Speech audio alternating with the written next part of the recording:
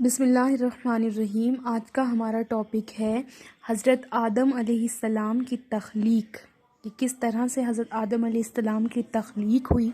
تو اس حضرت آدم علیہ السلام کے قصے میں جو ہمیں باتیں سب سے پہلے ذہن نشین رکھ کرنی ہے وہ یہ ہے کہ سب سے پہلے حضرت آدم علیہ السلام کے واقعے میں ہم حضرت آدم علیہ السلام کی تخلیق کے بارے میں پڑھیں گے، اس کے بعد ان کی تعلیم کے بارے میں پڑھیں گے، اس کے بعد ان کی جو فرشتوں کے سامنے پیشی ہے، فرشتوں کے سامنے حاضری ہے، اس کے بارے میں پڑھیں گے۔ اس کے بعد حضرت آدم علیہ السلام کی حضرت آدم علیہ السلام کا جنت سے نکالا جانا اور حضرت آدم علیہ السلام کی توبہ، اس کے بعد حضرت آدم علیہ السلام کی وفات کے بارے میں ہم اس میں جانیں گے۔ تو شروع کرتے ہیں۔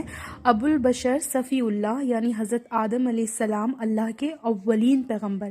سب سے پہلی بات یہ جان لینی ضروری ہے کہ حضرت آدم علیہ السلام کو ابو البشر کہا جاتا ہے اور صفی اللہ بھی کہا جاتا ہے۔ صفی اللہ یعنی اللہ کا برگزیدہ۔ اس کے بعد آپ کی تخلیق یعنی انسان اول کی تخلیق کا واقعہ قرآن میں اس طرح بیان ہوا ہے۔ کس طرح بیان ہوا ہے کہ وَإِذْ قَالَ رَبُّكَ لِلْمَلَائِكَةِ إِنِّي جَاعِلٌ فِي الْأَرْضِ خَلِيفَةً۔ کیا ہوتا ہے کہ جب اللہ تعالیٰ حضرت آدم علیہ السلام کی یعنی انسان کی تخلیق کا ارادہ کرتا ہے تو وہ فرشتوں سے کہتا ہے کہ انی جاعل فی الارض خلیفۃ۔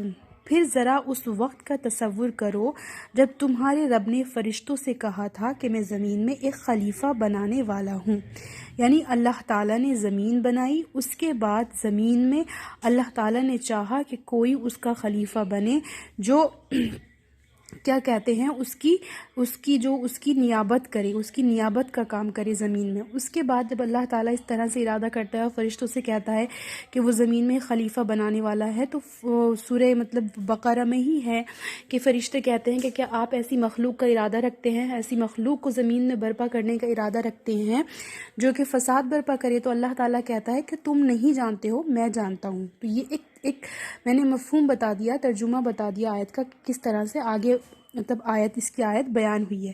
اب آگے دیکھتے ہیں کہ وَلَقَدْ خَلَقْنَا الْإِنسَانَ مِنْ صَلْصَالٍ مِنْ حَمَإٍ مَسْنُونٍ۔ اللہ تعالیٰ نے ارادہ کیا حضرت آدم علیہ السلام کو بنانے کا۔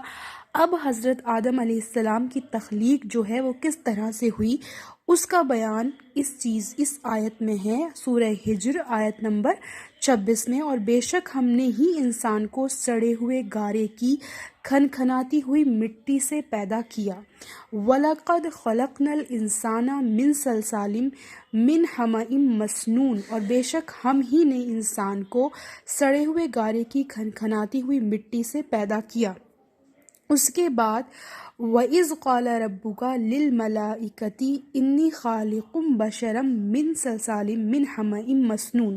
سورہ ہجر کی ہی آیت نمبر 28 ہے۔ اور یاد کرو جب تیرے رب نے فرشتوں سے کہا کہ میں سڑے ہوئے گارے کی کھنکھناتی ہوئی مٹی سے ایک بشر پیدا کرنے والا ہوں، یعنی کہ حضرت آدم علیہ السلام کی جو تخلیق ہوئی ہے وہ مٹی سے ہوئی ہے، اور اس بات کا ثبوت ہم کو قرآن کی ان 2 آیتوں سے ملتا ہے۔ اب آگے آنے والی آیت میں کیا بیان ہوا ہے کہ جب حضرت آدم علیہ السلام کا اللہ تعالیٰ نے ارادہ کیا تو فرشتوں سے فرمایا ٹھیک ہے کہ میں ایک اپنا خلیفہ بنانے والا ہوں۔ اس کے بعد کیا ہوتا ہے، حضرت آدم علیہ السلام کی مٹی سے تخلیق ہوتی ہے، یعنی مٹی سے جب تخلیق ہوتی ہے تو پھر اللہ تعالیٰ فرماتا ہے کہ یاد کرو اس وقت کو کہ جب میں نے اس کو مکمل کر لوں اور میں اپنی روح میں سے پھونک لوں تو تم اس کے لیے سجدے میں گر پڑنا۔ یعنی آدم کی تخلیق کے بعد اللہ رب العزت نے کیا کیا، فرشتوں کے سامنے حضرت آدم علیہ السلام کو پیش کیا، اور پہلے ہی اس نے کہہ دیا تھا کہ جب میں ایسا کر لوں تو تم کیا ہے اس کے سامنے سجدوں میں گر پڑنا، یعنی اس کی تعظیم کا سجدہ کرنا۔ کیوں تعظیم وہ بھی ہم بتائیں گے آگے۔ پھر کیا ہوتا ہے، فَسَجَدَ الْمَلَائِكَةُ كُلُّهُمْ أَجْمَعُونَ۔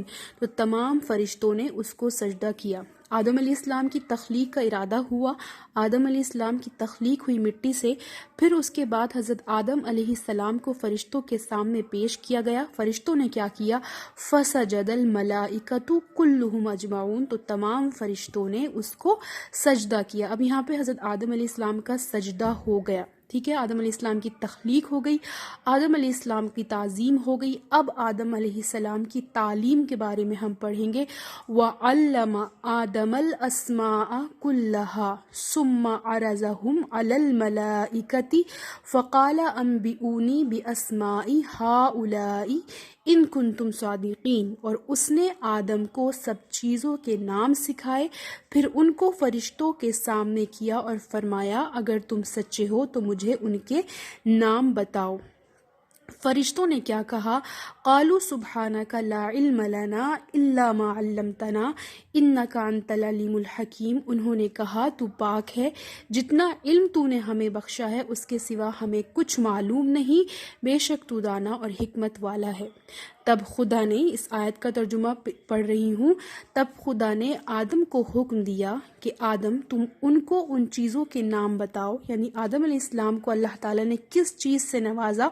علم سے نوازا۔ تب خدا نے آدم کو حکم دیا کہ آدم تم ان کو ان چیزوں کے نام بتاؤ۔ جب انہوں نے ان کو ان کے نام بتائے تو فرشتوں سے فرمایا کیوں؟ میں نے تم سے نہیں کہا تھا کہ میں آسمانوں اور زمین کی سب پوشیدہ باتیں جانتا ہوں، اور جو تم ظاہر کرتے ہو اور جو پوشیدہ کرتے ہو سب مجھ کو معلوم ہے۔ یعنی جب اللہ رب العزت نے فرشتوں سے کہا تھا کہ میں ایک اپنا خلیفہ بناؤں گا، تو فرشتوں نے کیا جواب دیا تھا کہ کیا آپ ایسی مخلوق چاہتے ہیں جو زمین میں فساد برپا کرے؟ تب اللہ تعالیٰ نے کہا تھا کہ تم نہیں جانتے ہو، میں جانتا ہوں۔ تو اللہ تعالیٰ نے کیا کہا کہ میں کیا جانتا ہوں؟ کہ آسمانوں اور زمین کی سب پوشیدہ، یعنی زمین انسان کے بنانے کے پیچھے کی جو حکمت ہے وہ اللہ تعالیٰ کو معلوم ہے، اور اللہ تعالیٰ بخوبی واقف ہے اس وجہ سے۔ تو اللہ تعالیٰ کہہ رہا ہے کہ آسمانوں اور زمین کی سب پوشیدہ باتیں جانتا ہوں، اور جو تم ظاہر کرتے ہو اور جو پوشیدہ کرتے ہو سب مجھ کو معلوم ہے۔ اور جب ہم نے فرشتوں کو حکم دیا کہ آدم کے آگے سجدہ کرو تو وہ سجدے میں گر پڑے، مگر شیطان نے انکار کیا اور غرور میں آ کر کافر بن گیا۔ شیطان کے واقعے کو ہم بعد میں پڑھیں گے، کیونکہ ابھی ہم صرف حضرت آدم علیہ السلام کے بارے میں پڑھ رہے ہیں۔ شیطان کا جو مطلب پورا تعارف ہے، پورا واقعہ قرآن میں کس طرح سے بیان ہوا ہے، اس نے تکبر کیا، کیوں کیا، کس وجہ سے کیا، وہ سب بہت ایک لمبی بحث ہو جائے گی، پھر جب ہم اس کو کرنے لگیں گے تو اس کو مکمل نہیں کر پائیں گے کہ ایک انسان کے ذہن میں مطلب مقصد یہ ہے اس کا کہ مطلب سننے والوں کے ذہن میں بیٹھ جائے۔ تھوڑا سا مختصر حضرت آدم علیہ السلام کی تخلیق کے بارے میں۔ حضرت آدم علیہ السلام کو تعظیمی سجدہ ہو گیا، اس کے بعد هو الذی خلقکم من نفس واحدۃ وجعل منها زوجها لیسکن الیہا، وہ خدا ہی تو ہے جس نے تم کو ایک شخص سے پیدا کیا اور اس سے اس کا جوڑا بنایا تاکہ اس سے راحت حاصل کرے۔ یہاں پہ اس سے اس کا جوڑا بنایا سے مراد یعنی حضرت آدم علیہ السلام سے اللہ رب العزت نے حضرت حوا علیہ السلام کی تخلیق کی۔ اب کیا ہوا، یہ شوہر اور بیوی ہو گئے۔ اس کے بعد کیا ہوتا ہے، هو الذی خلقکم من نفس وقلنا یا آدم اسکن انت وزوجک الجنۃ وکلا منها رغدا حیث شئتما ولا تقربا هذه الشجرۃ فتکونا من الظالمین، اور ہم نے کہا کہ آدم تم اور تمہاری بیوی بہشت میں رہو اور جہاں سے چاہو روک ٹوک کھاؤ، بے روک ٹوک کھاؤ۔ پھر اللہ رب العزت نے حضرت آدم علیہ السلام اور حضرت حوا علیہ السلام کو حکم دیا کہ تم اور تمہاری بیوی بہشت میں رہو اور جہاں سے چاہو بے روک ٹوک کھاؤ، لیکن اس درخت کے پاس نہ جانا، نہیں تو ظالموں میں سے ہو جاؤ گے۔ اس کے بعد فرمایا فَأَزَلَّهُمَا الشَّيْطَانُ عَنْهَا فَأَخْرَجَهُمَا مِمَّا كَانَ فِيهِ وَقُلْنَا اهْبِطُوا بَعْضُكُمْ لِبَعْضٍ عَدُوٌّ وَلَكُمْ فِي الْأَرْضِ مُسْتَقَرٌّ وَمَتَاعٌ إِلَىٰ حِينٍ۔ حضرت آدم علیہ السلام اور حضرت حوا علیہ السلام جنت میں رہنے لگے۔ پھر کیا ہوا کہ پھر شیطان نے دونوں کو، یعنی شیطان نے جو کیا تھا تکبر کیا تھا، پھر شیطان جو تھا اللہ رب العزت کی مطلب دشمن ہو گیا تھا انسان کا اسی وقت سے، تو پھر کیا کیا، شیطان نے دونوں کو وہاں سے پھسلا دیا اور جس عیش و نشاط میں تھے اس سے ان کو نکلوا دیا، یعنی انسان کو بہکایا اور اس کو وہ چیز کرنے پر اکسایا جو اللہ تعالیٰ نے اس سے کہا تھا کہ اس کو نہیں کرنا ہے، وہ اس لغزش کو کروایا جس سے اللہ تعالیٰ نے کہا تھا کہ اس کے قریب نہیں جانا ہے، اور جس عیش و نشاط میں تھے اس سے ان کو نکلوا دیا۔ تب ہم نے حکم دیا کہ چلے جاؤ بہشت بری سے، چلے جاؤ تم ایک دوسرے کے دشمن ہو اور تمہارے لیے زمین میں ایک وقت تک ٹھکانہ اور معاش ہے۔ یعنی اللہ تعالیٰ نے پھر حضرت آدم علیہ السلام اور حضرت حوا علیہ السلام کو جنت سے کیا کیا، نکال دیا، اور کہا کہ تمہارے لیے زمین میں اور تم دونوں کو یعنی شیطان اور انسان دونوں ایک دوسرے کے دشمن ہو، اور تمہارے لیے زمین میں ایک وقت تک ٹھکانہ اور معاش مقرر کر دیا گیا ہے۔ فَتَلَقَّىٰ آدَمُ مِن رَّبِّهِ كَلِمَاتٍ فَتَابَ عَلَيْهِ إِنَّهُ هُوَ التَّوَّابُ الرَّحِيمُ۔ پھر آدم نے اپنی پروردگار سے کچھ کلمات سیکھے۔ پھر آدم علیہ السلام کو اپنی شرمندگی کا احساس ہوا، پھر کیا ہوا کہ سیکھے اور معافی مانگی۔ آدم علیہ السلام نے کو مطلب معافی مانگنی تھی، تو آدم علیہ السلام نے کیا کیا کہ فَتَلَقَّىٰ آدَمُ مِن رَّبِّهِ كَلِمَاتٍ فَتَابَ عَلَيْهِ، پھر آدم نے اپنے پروردگار سے کچھ کلمات سیکھے اور معافی مانگی، تو اس نے ان کا قصور معاف کر دیا، بے شک وہ معاف کرنے والا اور صاحب رحم ہے۔ قُلْنَا اهْبِطُوا مِنْهَا جَمِيعًا، ہم نے فرمایا پھر اس کے بعد کیا ہوا کہ اللہ تعالیٰ نے ان کی توبہ قبول کر لی۔ فتاب علیہ، یہاں پہ لکھا ہے فتاب علیہ، تو ان کا قصور معاف کر دیا۔ انہو، کیونکہ انہو هو التواب الرحیم، اللہ تعالیٰ بہت معاف کرنے والا اور صاحب رحم ہے۔ اس کے بعد کیا ہوتا ہے؟ قلنا اهبطوا منها جميعا، ہم نے فرمایا کہ تم سب یہاں سے اتر جاؤ۔ فاما یاتینکم منی ھدی فمن تبع ھدایا، اللہ تعالیٰ نے انسان سے کہا کہ تم یہاں سے چلے جاؤ، اور اس کے بعد بھی انسان سے کہا کہ جب تمہارے پاس میری طرف سے ہدایت پہنچے تو اس کی پیروی کرنا، کہ جنہوں نے میری ہدایت کی پیروی کی ان کو نہ کچھ خوف ہوگا اور نہ وہ غمناک ہوں گے۔ اس کے بعد حضرت آدم علیہ السلام اور حضرت حوا علیہ السلام دنیا میں آتے ہیں، اور حضرت آدم علیہ السلام اور حضرت حوا علیہ السلام سے کئی اولادیں ہوتی ہیں، جن میں سے کچھ یہ بھی ہیں کہ حابیل اور قابیل کے علاوہ تیسری اولاد کا نام ان کا شیس ہے۔ اور قرآن سورہ مائدہ آیت نمبر 27 میں بیان ہوا ہے، ان دو بیٹوں کا ذکر ہے، حابیل اور قابیل کا، اور ان کو آدم کے دو بیٹوں کی سرگزشت اس کی حکمت کے ساتھ سناؤ۔ جبکہ ان دونوں نے قربانی پیش کی تو ان میں سے ایک کی قربانی قبول ہوئی اور دوسرے کی قربانی قبول نہیں ہوئی۔ وہ بولا کہ میں تجھے قتل کر کے رہوں گا۔ اس نے جواب دیا کہ اللہ تو صرف اپنے متقی بندوں کی قربانی قبول کرتا ہے۔ یہ حابیل علیہ السلام اور حابیل اور قابیل کا قصہ ہے۔ یعنی اس آیت سے ثابت ہوتا ہے کہ حضرت آدم علیہ السلام کے دو بیٹے حابیل اور قابیل تھے۔ انہی دو بیٹوں کا اس آیت میں مطلب ذکر ہے، نام کے ساتھ تو نہیں، لیکن یہاں جو دو بیٹے کہا گیا ہے ان سے مراد حابیل اور قابیل ہی ہیں۔